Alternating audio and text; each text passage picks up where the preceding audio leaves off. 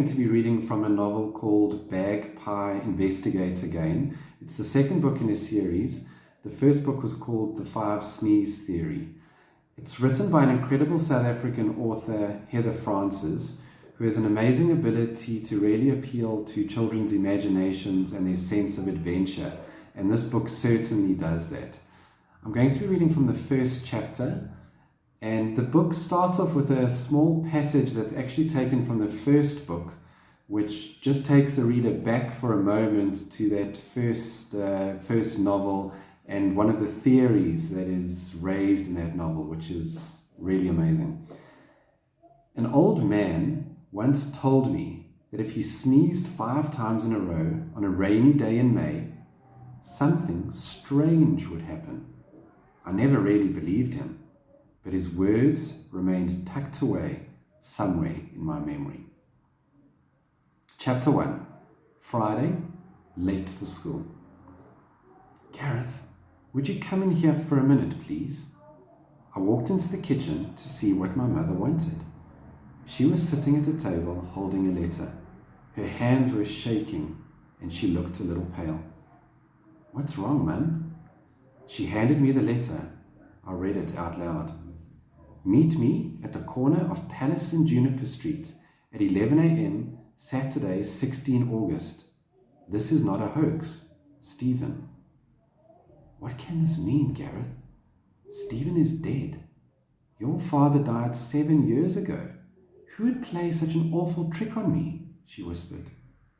I just stood there. He was shot, Garreth. I buried him. He was shot. He's dead.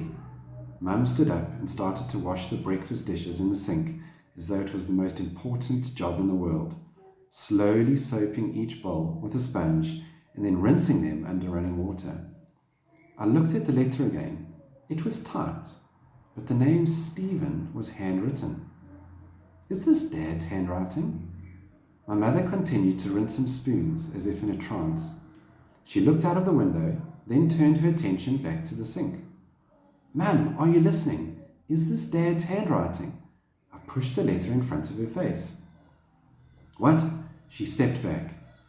I turned off the tap again and shook the note in front of her again. Mum, concentrate. Is this his handwriting? She wiped her hands on her skirt and took the letter from me. She read it again, carefully studying the words. I can't remember, Garreth. It looks like his, but that's impossible. Haven't you got something to see if the writing is the same? I asked calmly, although my head was spinning with questions and my mouth felt really dry. My mother shoved the letter into my hands and ran into the hallway. I followed.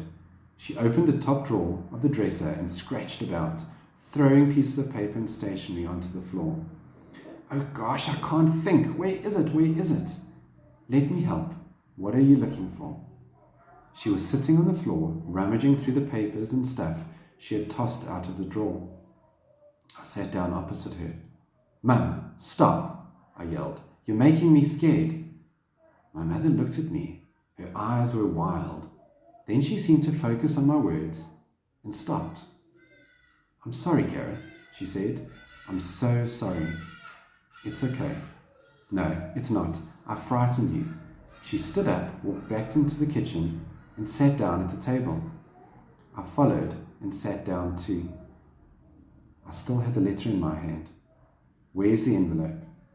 She handed me the envelope. I looked at the typing carefully. Helen Williams, apartment 3, Cole Street, East Bank. I looked at the stamp. It was a bird and covered with black, smudgy stamping from the post office. I wasn't used to looking at stamps because we never received much mail, except bills, and they didn't have coloured stamps on them. The postmark was dated, but it was far too smudged to read properly. Garreth, tomorrow is Saturday the 16th. I nodded. Oh no, look at the time. Quickly, Garreth, you're going to be late for school. Fetch your bag. I shoved the envelope into my pocket. Mum drove like a maniac, but the bell had already gone. I'm sorry, Garreth. I know you hate being late. We'll talk about this tonight. Try not to worry, okay? I nodded, slammed the car door, and ran into the quad. Too late, I stood in front of the school next to Mr. Norton, our principal. Now I was going to have to tell everyone why I was late. Great, just what I needed. I couldn't exactly say that my mother was having a meltdown, so I said we were caught in a traffic jam. Mr. Norton nodded, and I went to line up with my class. I stood behind Anthea, who frowned and said we should meet at break because she could see something was wrong. We led off to class. At first break, I met up with Anthea and Bussy and told them what had happened before school. I wonder who sent that letter. Couldn't be your dad, Garreth. Someone is playing a really sick joke on your mother, said Anthea softly.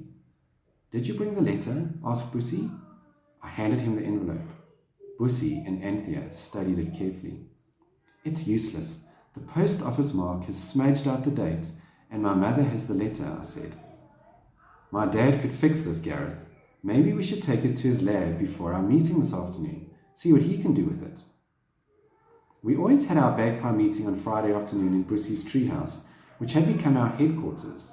The three of us had been doing this ever since we created Bagpie, which was an acronym for Bussy, Anthea, and Garreth, private investigators. We formed the company about 2 months ago when we were involved in the Sam Aberfeldy case and had continued to have meetings ever since. I was glad today was Friday, and I was doubly glad that Dr. Poulis might be able to help me with the envelope.